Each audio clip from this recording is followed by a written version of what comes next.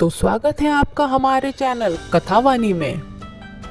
खाटू श्याम बाबा, जिन्हें खाटू श्याम जी के नाम से भी जाना जाता है, भक्तों के लिए परम कृपा के प्रतीक हैं। इनकी कथा महाभारत काल से जुड़ी हुई है और इनका मूल नाम बर्बरिक था।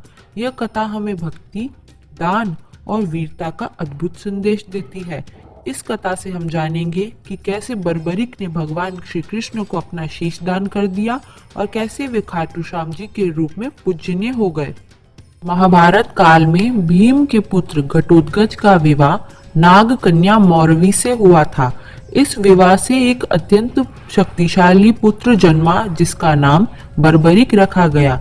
बर्बरिक को बचपन से ही युद्ध कला में रुचि थी और वे अत्यंत पराक्रमी योद्धा थे, लेकिन उन्होंने कठोर तपस्या कर मां दुर्गा को प्रसन्न किया और 3 अमेघ बाण प्राप्त किए। इन बाणों की विशेषता यह थी कि एक बाण से वे पूरी सेना को नष्ट कर सकते थे, दूसरे से वे जिसे चाहे उसे जीवन दे सकते थे और तीसरी बाण से किसी भी लक्ष्य को नष्ट कर सकते थे।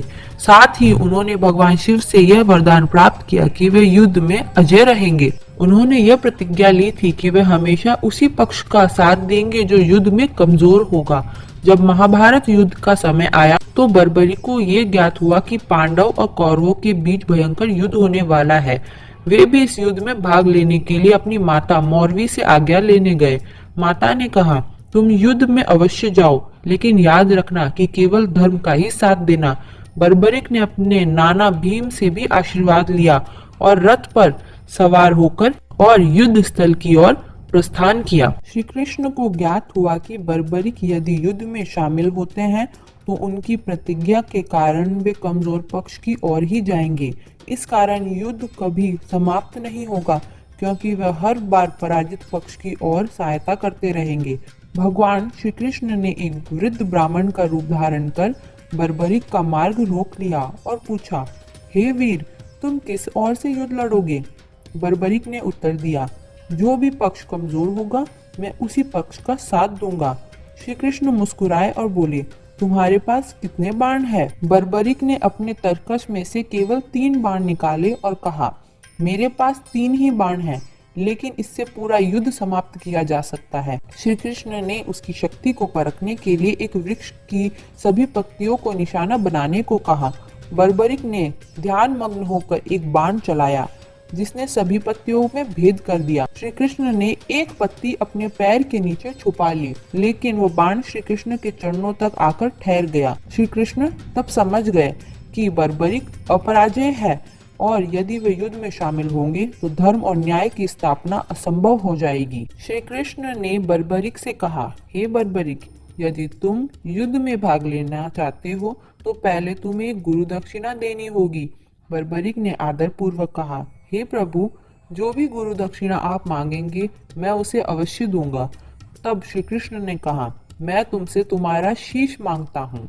बर्बरिक एक पल के लिए चौंक गए, लेकिन वे भगवान की इच्छा को समझ गए। उन्होंने प्रसन्नता पूर्वक अपना शीश दान कर दिया। श्री कृष्ण ने बर्बरिक के त्याग से प्रसन्न होकर वरदान दिया, हे बर्बरिक, यद्यपि तुम इस युद्ध में भाग नहीं लोगे, लेकिन तुम पूरा युद्ध देख सकोगे। तुम्हारा शीश कुरुक्षेत्र में एक ऊंचे स्थान पर रख दिया जाएगा।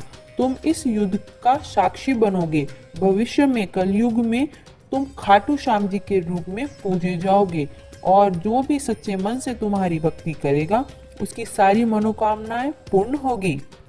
महाभारत के युद्ध के समापन के बाद भगवान श्री कृष्ण ने बर्बरिक के सिर को नदी में प्रवाहित कर दिया।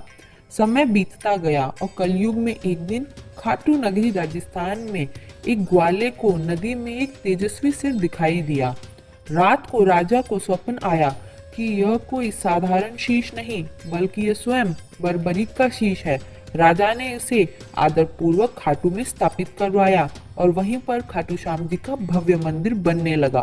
खाटू श्याम जी कलयुग के साक्षात देवता माने जाते हैं। जो भी श्रद्धालु सच्चे मन से उनकी भक्ति करता है उनकी सभी मनोकामनाएं पूर्ण होती है। इनका प्रसिद्ध भजन हारे का सहारा बाबा श्याम हमारा भक्तों के लिए अटूट आस्था का प्रतीक है। खाटू श्याम जी की पूजा विधि कुछ इस प्रकार है। प्रतिवर्ष लाखों श्रद्धालु फाल्गुन महीने में खाटू श्याम के दर्शन के लिए आते हैं। श्याम श्याम का नाम लेने मात्र से ही सारे दुख दूर हो जाते हैं। श्याम बाबा की कृपा प्राप्त करने के लिए भजन कीर्तन करना अत्यंत लाभकारी होता है। श्रद्धालु मंदिर की 11 बार परिक्रमा करते हैं और बाबा से अपने कष्टों की मुक्ति की प्रार्थना करते हैं। महीने की हर 11 को उनका उपवास रखा जाता है, फलाहार किया जाता है और अगले दिन उपवास समाप्त किया जाता है। अपनी इच्छा खाटू श्याम जी के समक्ष रखकर अपनी इच्छाओं का स्मरण किया जाता है और घी का दीप, मिठाई आदि का भोग लगाया जाता है। आज भी जो भक्त सच्चे मन से खाटू श्याम जी की पूजा करता है, उससे श्याम बाबा की कृपा अवश्य प्राप्त होती है और उसके जीवन में सभी संकट दूर हो जाते हैं। जय श्री श्याम, हारे का सहारा बाबा श्याम हमारा। ऐसी ही और कहानियाँ सुनने के लिए हमारे चैनल कथावाणी को शेयर करें, सब्सक्राइब करें और बेल आइकन को प्रेस करना ना भूलें ताकि सबसे पहले हमारी कहानियाँ पहुँचे आप तक। धन्यवाद।